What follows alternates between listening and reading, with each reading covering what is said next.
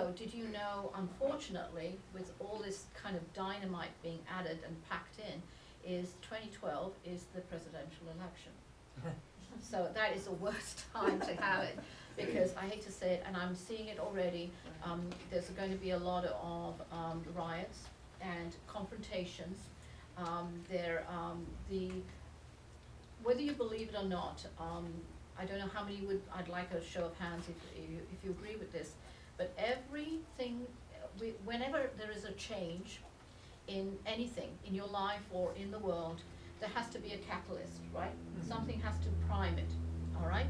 Guess what's the catalyst for the new energies? Fear, all right? That is why a lot more people are going to start fearing other cultures, different colors of skin, and, you know, in other words, all those old beliefs are going to be kind of primed and ready. So everybody's kind of on their on the edge. So be careful. I'm warning you. This is being pre-warned, and not to say get scared. It's to say, okay, there are other ways of counteracting it. For those people who are with logics in their lives, who it's getting far more intense in their lives, I would put yourself in a blue ball. Blue absorbs negativity, whether you believe it or not. I teach a class on that, and it does work. So put yourself in blue. The ones who are dizzy, what you need to do is to see yourself in like a brown steak, not a steak that you eat, but anyway, brown, and put brown right down to the core of the earth, and you'll steady. You'll actually help, not all completely, but it'll help you steady, okay? Okay, so emotionals. Depressions, I hate to say it. Depressions are going to be increasing, and there is a difference between clinical depression, which I'm not talking about, but everybody is going to be reassessing their lives. Depression is actually a good thing. It actually closes down walls. You don't want to go outside. You don't want to talk to anybody. You don't want to be socializing. You are really imploding. And that is the best thing if you're in a depression, because you start really actually thinking about yourself. Nothing else but about yourself. So depressions are actually an implosion where you actually start thinking, what do I want? What makes me happy? This is, remember, a realignment. That's what this energy shift is. Another thing that I saw as a trigger and an indication of this new 2012 shift is, I hate to say it, I don't know how many people notice this. You can show, raise your hands, but I hate to say it, suicides. From last August right through until mostly, this is when the core suicide rate came up, until about February. It's been going through. And I know it sounds a bit horrible to say that, but I experienced quite a few people who were calling me and on the point of suicide. And they would either directed to me or they would call me. And I'm not allowed, I don't care who it is out there, and I'm very outspoken, as you might have noticed. I don't care who it is out there, they are not allowed to tell you what to do. The spirit nor I aren't allowed to live your life for you. You make your own decisions. This is your life, right? And these are your lessons. So we can suggest and we can tell you things, but it's up to you. And how many people said, well, it didn't happen. Well, did you do this? Did you do that? What we talked about? And I can remember readings from about 5 years ago. So you have to be careful. I can't remember that. So basically you have to realize that you are you're holding the reins of your own life, okay? Not me, not them, I don't care. It's just you.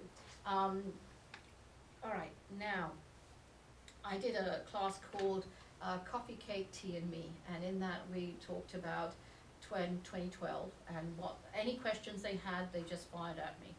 And that was on November 11th I did it in San Diego, and one of the things that kept on consistently coming up, and I did address it, was terrorism. Are we going to get attacked? Is America going to be far more of a target, etc., etc.? And again, fear. What is it? All the questions were loaded with a background of fear. All right. So I said, okay, well, quite frankly, I see certain terrorist attacks, and I will tell you where I'm seeing it. But what was worse at that time, I said, more that you had to worry about is North Korea and South Korea. Not even 2 weeks later, and I videotaped that class, 2 weeks later, there was a confrontation with North Korea deciding to lobby a few rockets across. So, that is a volatile situation you cannot control, right? They've got a lot of power over there, and they are, it's all about ego with North Korea, I'm sorry to say. And they're trying to show face, keep face, and they'll do anything and everything, even to the point that their own people are starving, and I won't get into the politics of that. But it's so sad to show fear, okay? The economy. I'm going to not really touch on this because it's so vast. I have touched on it in some previous videos, and I will cover it more wholly on in the book. But basically, the economy is recovering, whether you believe it or not, bless you. And it is going to be flourishing on Sentinel real estate here. I've been pretty accurate. I used to be a realtor, so I've been always accurate with that. But it is going to start improving in March here, but not huge a portion, but just incrementally. I'm seeing, I hate to say, category 4 and 5 hurricanes, and I will try and expand that on a separate video in the tornado alley. That's only going to get worse. I did predict that 2 years ago, that the weather in that area, and it is going to widen that corridor, and it is going to get worse, and it has, I'm afraid. And some other hurricanes coming in from past the Caribbean islands, and I will be more specific on that later. Anybody else? Do you have questions? I don't want to be just ranting and raving here. Any questions? You said the earthquakes. It's going to go from San Diego to It's already gone down. Are we going to break off? Sorry? Are we going to break off? No. It's just going to be boring. It's just going to, other than the North Pole and the South Pole, obviously, being polarized, but the thing is, did you realize that every single time, and I have to validate this fact, but basically, the age of the dinosaurs, that we have lost 7 minutes of time since the age of the dinosaurs. Our day was actually 7 minutes longer. Why am I bringing this up? Because every single time there's a full moon, what happens? How much of the earth is a body of water, right? And it gets influenced, and so therefore, every time there's a full moon, there's been an elliptical, the earth doesn't go stay round, it actually goes ellipses. So therefore, it gets dragged to the moon. And even us, we get crazy. I know how many nurses and doctors hate full moons, because that's when they all go crazy, and the police force too. That people go crazy. Yeah. Oh yeah. They go. Clients. Yeah, clients, and you name it. If you're not attuned to it, they do. So water is it gets actually thrown off the axis of the earth, has actually moved, and I can go into it further. But because of that, we have moved and increased our timeline. In other words, on the Earth's movement. Okay. Okay. Reality shows. Why do you think there are so many reality shows? And don't please tell me this, because TV just is rampant with it. What do you think? Why reality shows is like every single darn channel? It's sacred. Sorry? TV is sacred. Oh. I know who has the remote control in his house. Okay, hold his head to make sure he doesn't lose it. Yeah. That's a good one. I'll keep that in mind. But reality shows, why is it? Because we're all shifting to wanting to know more, not the fictitious I Love Lucy kind of thing, which is great for laughter, but really that we want the truth. We're looking and hungering for the truth, and this is part of this shift, the dimensional shift. We want to know the truth and relationships. I've got a huge chapter on relationships, other than just on your partners, but other your colleagues and everything else. They are going to be changing. We're going to be wanting the truth from people, and that we're not going to be and that's reality. Some of them are just too crazy to even mention. But the thing is, we're hungering reality because we want to know the truth. Does this make sense to you? I hope so.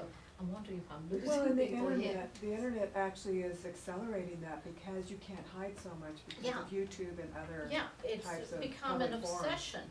And just, everything's a pendulum when you think about it. So we, politics, and I won't even go there at the moment, but, and governments, and it's all a pendulum. Now, we went to the extreme and all fairy tale and leave it to beaver kind of life, to now we're going into hard reality, where it's a bit, quite frankly, it's not even reality, some of the shows, sorry to give you that truth.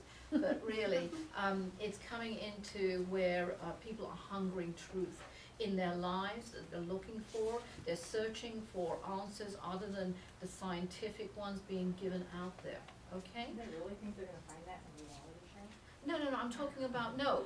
But the thing is, I'm trying to this make is, the connection no, between that, no. finding truth in all the reality. no, TV. because they're hungering, and quite frankly, a large part of it is voyeurism, all right? They want to Right. look into other people's lives.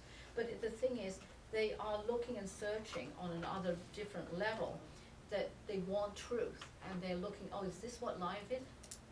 Come on, Yeah, so it's like, 95% of them. last What is place I truth, though? looked. Huh? What is Exactly. Who am I to Exactly. tell you what the truth is? We have to quest it for ourselves, okay? And that's, that's a little step towards what they are looking for. And I can't, I'm not allowed to judge, even though Jack the Ripper came in front of me and I had to do a reading, and I was told, the only people who come to me, and Christine knows, is, I could do as much as 33 readings a day, or I could do nothing. But it all depends if the person needs your spirit guides will guide the one to the right person out there, okay? And that's what I feel anyway. But do you understand the reality of it? Some of them are not, only about 2 or 3 are really, really showing you. But the internet was the start of it, I think, you're right. And the internet was an introduction to everything, okay? All right, monetary aspects, all of that, everything in fear. Careers are going to change. People are going to want to be far more independent. They want to be not working for the big conglomerate. They want to be working on, more like me, a personal entrepreneur. They want to create their own cottage industries. They want, in other words, control of their own lives, and not to have it controlled by other, the big people over there with a paycheck. That's what I'm seeing too. I'm already seeing that. A lot more, not cottage, but, people in that. Sorry, here we go. You've got some decisions to make by July, right? You do know that. 3 of them. Okay. All right, but by July you do need to make them, I'm sorry. Okay, now what else? Any other questions? Quickly, I'm sorry, I'm going into everything here. And spiritually, needless to say, it's going to just explode. All these, other than this one, he's been doing it a long time, but you're going to see far more, stupid ghosts and things like that, and that's reality TV as well. But people are still acknowledging they're coming out and acknowledging that they've seen entities, and that's another thing I will be bringing in a small chapter about ghosts and things like that. It's not ghosts, it's just that they're communicating. One thing I will tell you, I don't know how much time I have. Christine? Oh, see, I knew it. Okay, basically, I want to tell you that people who have passed on, you've got somebody who's such a dear, I could be your father or something, but somebody who's around you who's really, when they pass over, they're not the same as they are here. They are far more alive there than they are here, okay? So please talk to them. It's not as if, I put them in the ground and they're gone, or whatever, their ashes are scattered. They're far more alive, and they're the ones who can help you. There's something called the candle lesson, and the other speaker hasn't come in, so I'm gonna go on. But basically, Alisa, is the other speaker here? No? Okay, I'm just going to quickly go on. But the candle lesson, I've seen miracles, right? Have you been doing a candle? I've seen all my clients, thousands of them, I've seen miracles, and it's a simple lesson called a candle lesson. You've got different colors, and I can't go into it, but there are 3 caveats to it. But if you're really interested, either come by my booth or sign a list there, and I'll send you the links and the candle lesson. And it literally is communication, direct, more or less communication with your, whoever is your guide. You can have at least one. I think there's basically 2 or 3 in your lives, all of them. Do you know your grandmother is your guide? She's a bit feisty, that one. Did you know her on the mother's side? No, Do you remember her? no, never And saw her. that's okay, because it's really, it could be a great, great, great. They pick you, you do not pick them.